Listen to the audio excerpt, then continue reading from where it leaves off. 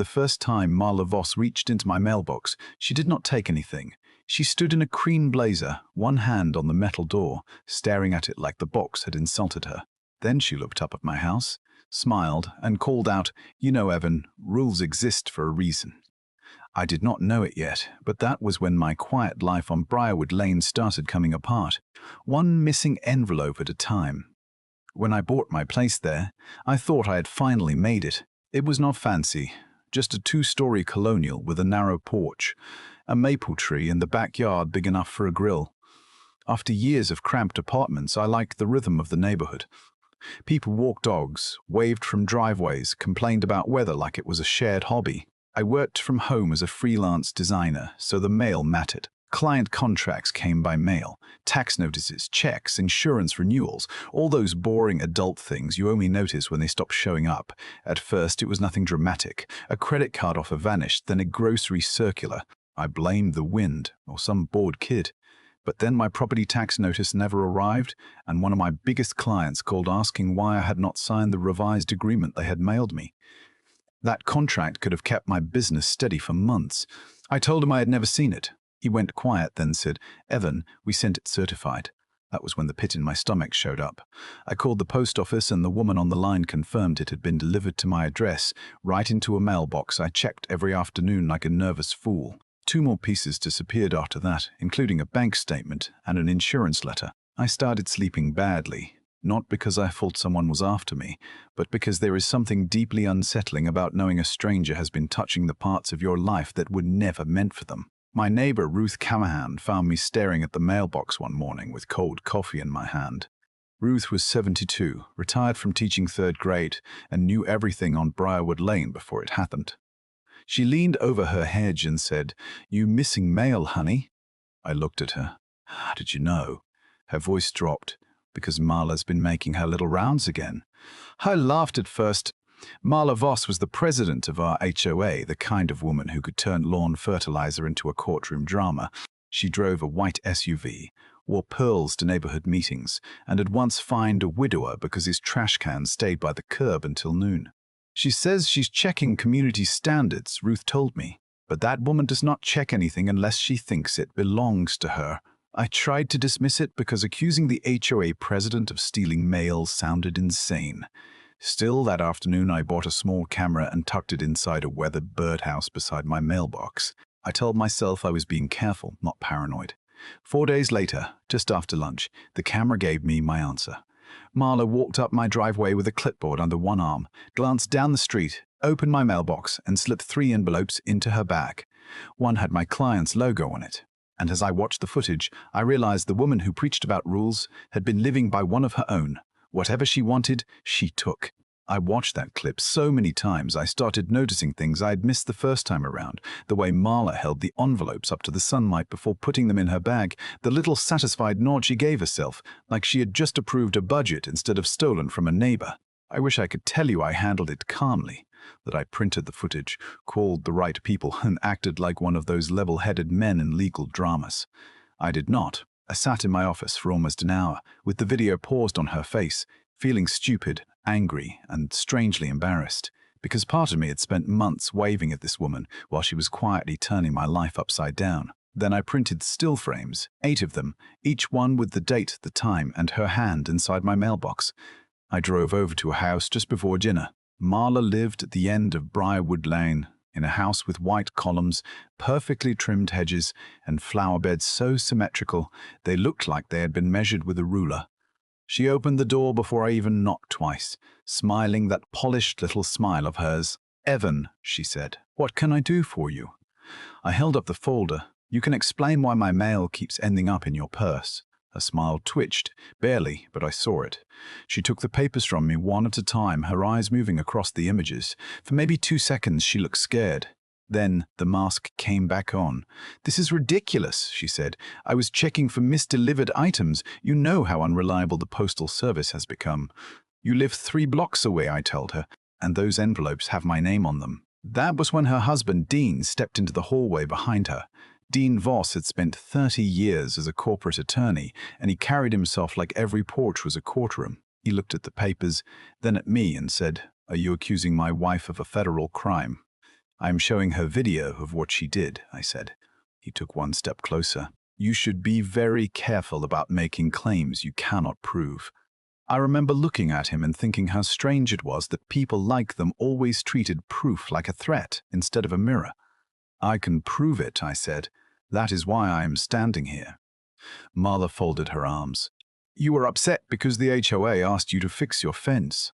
And there it was, the real thing underneath all the polite nonsense. 2 months earlier, Marla had tried to fine me over the old cedar fence along the side of my yard. It was faded, sure, but solid. She wanted me to replace it with a taller, more expensive version that matched the look she was pushing for along the entrance road. I had gone to a board meeting and asked why residents were being hit with new appearance rules when the HOA budget was already short. Marla had smiled at me in front of everyone and said, "Some people simply do not understand what it takes to preserve property values." I had replied, "Some people confuse property values with obedience." Apparently that had stayed with her. Dean handed the folder back to me. "Do not come here again," he said. "The HOA does not tolerate harassment." I laughed once because I could not help it. "Your wife has been taking my mail." Marla leaned against the doorframe and said, very softly, "You should learn when to let things go, Evan." Then she shut the door in my face. The next morning I woke up to an official HOA notice taped to my front door. It said I was being fined for an unauthorized surveillance device visible from public property. $150. I stood there in my bathrobe holding that piece of paper while the birdhouse camera sat 10 feet away, looking about as dangerous as a kindergarten craft project. That was when I understood Marla was not going to deny what she had done because she believed she could outrun it. She was going to punish me for noticing. I went to the local police station that afternoon with the videos, the screenshots, and a list of every piece of mail that had disappeared. The officer who met with me was a patient guy named Officer Bell. The kind of man who had clearly handled enough neighbor disputes to know that nobody walks into a police station over a mailbox unless something bigger is going on. He watched the footage twice, then leaned back in his chair. "It is not nothing," he said. "But if we do not recover the mail or catch her holding it, it becomes harder to prove what happened after she took it." "So she just gets to keep doing it?" I asked. He rubbed his forehead. "I am saying keep documenting. Do not confront her again. Do not do anything that gives her a way to turn this around on you." That sentence stayed with me all the way home. Do not give her a way to turn this around on you. I sat on my porch that night, watching the streetlights come on one by one, and I thought about how Marla operated. She did not need to be liked. She needed everyone to feel too tired, too nervous, or too alone to challenge her. She used forms, fines, warnings, meetings, and that awful calm voice of her to make people feel like fighting back was more trouble than surrendering. Ruth came over with 2 mugs of coffee and sat beside me without saying anything for a while. Finally, she said, "She did the same thing to my brother after he questioned the landscaping contract. His checks went missing for weeks." I turned to her. Why did nobody say anything? Ruth looked down at her hands because everybody thought it was just them. That hit me harder than the missing contract, harder than the fine, harder than Marla standing in my driveway with my mail in her hand.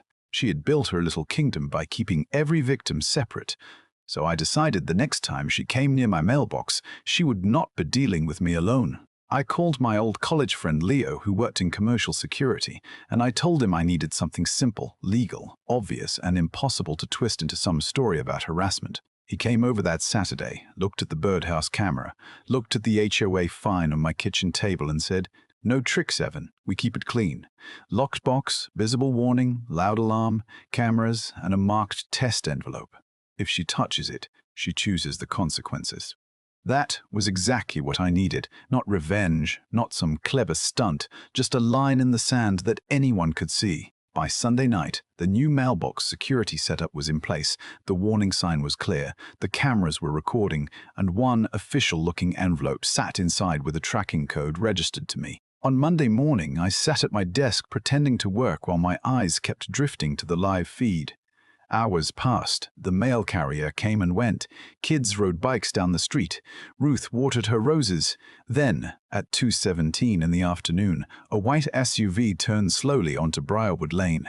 Marla stepped out in a pale blue blazer with her clipboard tucked beneath one arm, looked toward my house and smiled like she still believed she owned the ending. Then she walked straight toward my mailbox. Marla stopped beside the mailbox and looked at the warning sign for a long second. P588 mailbox. SE camera active. Do not remove mail that does not belong to you. It was not hidden, it was not clever, it was not aggressive, it was just there, plain as daylight, giving her every chance to turn around and walk away. But Marla had never been good at walking away from a chance to prove she was in control. She glanced toward my front window, probably thinking I was inside working, then opened the mailbox door. The alarm sounded immediately, loud enough that Ruth dropped her watering can across the street. Marla jumped, slapped the door shut, and looked around with that same offended expression people get when they realize the world is no longer following their script. Then she did the one thing she should not have done. She opened it again. This time she reached in, grabbed the envelope, and tucked it against her clipboard. The cameras caught every second of it. I did not run outside right away. I called Officer Bell first because he had told me to keep documenting and not give her a way to twist the story. Then I stepped onto my porch and said, "Marla, you might want to put that back." She turned around slowly, holding the envelope against her chest. "This is HOA business," she said. "No, it is not," I told her. "It has my name on it, my address on it, and 3 cameras watching you hold it." For the first time, her face changed. The confidence did not disappear completely, but it cracked around the edges. She tried to laugh. "You set this up to humiliate me." "No," I said. "You set this up when you decided my mailbox belonged to you. By then, people were coming out onto their porches." Ruth stood beside her roses, arms crossed. Mr. Alvarez from 2 houses down stepped closer to the sidewalk. A young couple from the corner house stopped walking their dog. The whole street had gone quiet in that strange way neighborhoods do when everybody realizes they are watching something that will be talked about for years. Marla raised her voice, trying to take control of the scene. "This man is harassing me. He has been spying on me for weeks." Ruth did not even hesitate. "No, Martha," she said. "He has been protecting himself from you." That was when Dean came tearing up the street in his car. He parked crooked, which was honestly the first time I'd ever seen anything in their life out of alignment, and marched over with his phone in his hand. "What is going on?" he demanded. Marla pointed at me. "He trapped me. He has alarms, cameras, everything. He is trying to make me look like a criminal." I looked at Dean and said, "She took the envelope after the warning went off. The footage is already backed up." He stared at Marla, then at the mailbox, then at the envelope still clutched in her hand.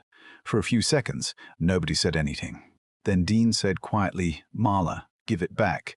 She looked at him like he had betrayed her. "You are taking his side." "I am taking the side that does not end with federal investigators at our front door," he said. Officer Bell arrived about 10 minutes later, and this time he was not alone. He watched the live footage from my phone, reviewed the earlier videos, and took the envelope directly from Marla. Then Ruth spoke up about her brother's missing checks. Mr. Alvarez mentioned prescription notices that had vanished after he argued with the HOA over a roof repair. The young couple said they had lost legal papers during a dispute about a parking fine.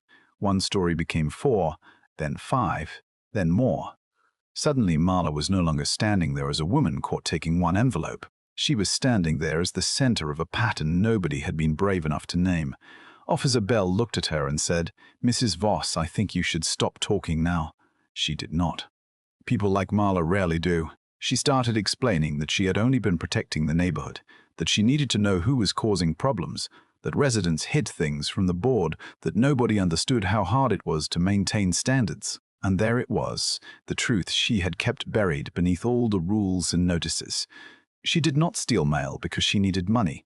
She stole it because information made her feel powerful. If she knew who was behind on payments, who was fighting insurance companies, who had legal trouble, who was waiting on contracts, then she could make them afraid. And when people were afraid, they stopped questioning her. 2 weeks later, postal inspectors came to Briarwood Lane. They spoke to residents, collected statements, and searched Marla's home. What they found was worse than any of us expected. Boxes of old mail, some opened, some untouched, sorted by address and name. There were notes beside certain families, little comments about who had complained at HOA meetings, who owed fines, who had voted against her. Dean moved out before the investigation was finished. I saw him loading suitcases into his car one evening, and before he left, he stood at the curb beside my house and said, "I knew she liked control. I did not know she had turned it into a life. I did not know she had turned it into a life." I did not know what to say, so I just nodded. Months later, the HOA held an emergency election. Ruth became interim president, the old fines were reviewed, and every rule Marla had used to bully people was put under a microscope. The neighborhood did not become perfect overnight, but it became honest. People started talking to each other again. They borrowed tools, shared food, watched each other's kids, and for the first time since I moved there, Briarwood Lane felt like a community instead of a quiet little kingdom ruled by one woman with a clipboard. I still have that mailbox, although now it has a lock, a camera, and a small plaque that says, "Respect boundaries." Sometimes I look at it and laugh because this whole mess started with something so ordinary. A mailbox, a fence, a woman who could not stand being challenged. But I also think about how long everybody stayed silent because they thought they were the only ones being targeted. So tell me this, was I right to set up that security system and expose Marla publicly, or should I have kept it private and let the authorities handle it quietly? And if someone in your neighborhood used power the way Marla did, would you speak up, or would you stay silent until it happened to you? Share your thoughts in the comments and subscribe for more stories where the truth finally catches up with the people who thought they were untouchable.